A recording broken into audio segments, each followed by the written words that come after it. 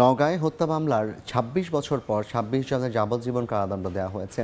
দণ্ডপ্রাপ্তদের মধ্যে ৪ জন পলাতক। দুপুরে অতিরিক্ত জেলা ও দায়রা জজ আদালত এ আদেশ দেন।